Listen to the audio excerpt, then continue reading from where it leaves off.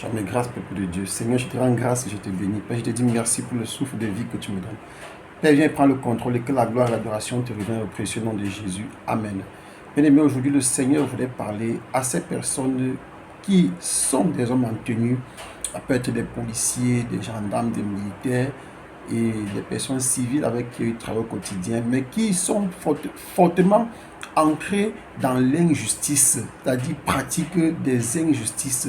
Il s'agit de ces personnes-là qui sont parfois des chefs de bataillon, ils sont parfois des chefs de troupes, ils doivent parfois prendre des décisions sur le sort des autres soldats. Malheureusement, ils pratiquent des injustices. Il y a aussi des juges militaires qui parfois jugent selon leur convenance et non selon la vraie justice. Aujourd'hui, le Seigneur m'envoie vous parler. Dans le livre de Ézéchiel chapitre 32, oui, vous allez utiliser le livre d'Ézéchiel chapitre 32, parce que je ne vais pas lire tout cela.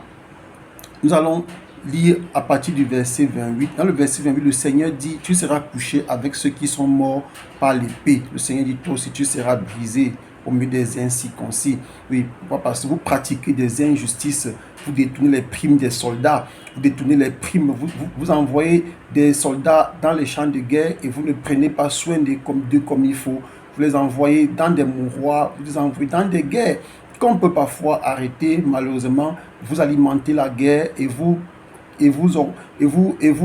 puisez du budget de cette guerre-là, et pendant que les soldats meurent, le peuple aussi meurt inutilement pour des guerres qui sont alimentées par des dirigeants, par des chefs militaires qui sont tapis dans l'ombre. Mais c'est vrai que c'est tapis dans l'ombre, mais ces gens-là sont bien connus. Lorsqu'ils écouteront la bonne nouvelle de l'évangile et qu'elle pénétrera leur cœur, je crois qu'ils sauront que ce sont eux qui sont interpellés. Le Seigneur vous parle. Vous allez aussi lire, continuer avec Ézéchiel 32 dans le verset 28, dans le verset 29.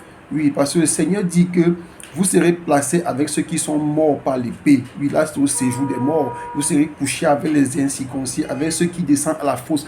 La fosse, c'est le séjour des morts. Et quand vous continuez au verset 30, c'est la même chose que le Seigneur dit. Donc, vous allez lire tout le verset Ézéchiel 32 pour comprendre le message du Seigneur à votre endroit. Ces chefs militaires, ces dirigeants qui négligent leurs armées, qui négligent leur peuple. On parle aussi à des policiers qu'on envoie dans la route pour mettre le l'ordre dans la circulation. Parfois, ils trouvent que des chauffeurs, des conducteurs de taxi n'ont pas les documents qu'il faut. Au lieu de les visualiser, de les verbaliser pour qu'ils appellent la contravention dans les caisses de l'État, mais ils s'arrangent à prendre cela dans leur poche en disant que Dieu les a bénis. Le Seigneur dit qu'il n'est pas avec vous. Il n'est pas avec vous. Et certains s'arrangent parfois à créer des problèmes au peuple qui refuse de leur donner l'argent qu'ils ont besoin. Le Seigneur dit qu'il n'est pas avec vous.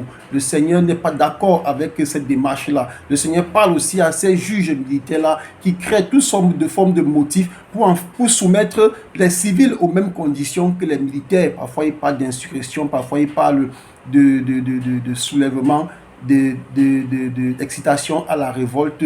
Oui, le Seigneur n'est pas d'accord avec votre démarche. Le Seigneur sait que vos démarches sont motivées par des raisons politiques. C'est là que le Seigneur vous demande d'arrêter ce genre de choses et de revenir à la raison. Le Seigneur n'est pas d'accord avec cette justice inique à la tête du client.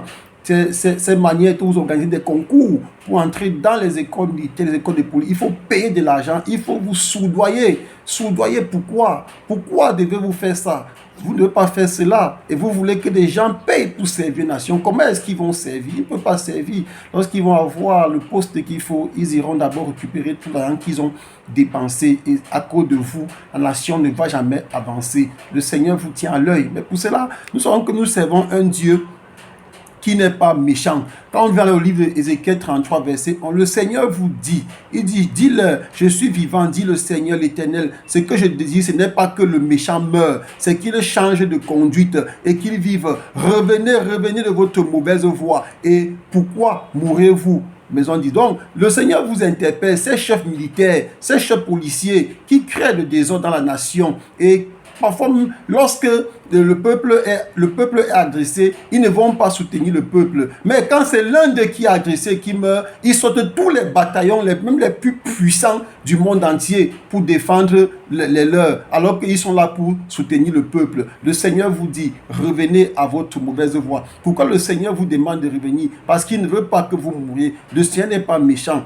Dieu est compatissant. C'est dans le verset 18, dans le même chapitre, le Seigneur dit, si le juste détourne de sa justice et commet l'iniquité, il mourra à cause de cela. Mais par contre, là où le Seigneur vous ouvre sa porte, c'est que le Seigneur dit au verset 19, si le méchant revient de sa méchanceté et pratique la droiture et la justice, il vivra à cause de cela. Donc le Seigneur est un Dieu qui est bon. Le Seigneur vous demande de revenir de votre mauvaise voie, de votre méchanceté. Ne pratiquez plus les injustices. N'envoyez plus des soldats mourir dans le champ de bataille. Et vous ne leur payez pas les primes. Vous gardez leurs primes. Le Seigneur n'est pas content. Revenez de votre mauvaise voie. Changez afin que vous ayez la vie. Merci Seigneur. Amen.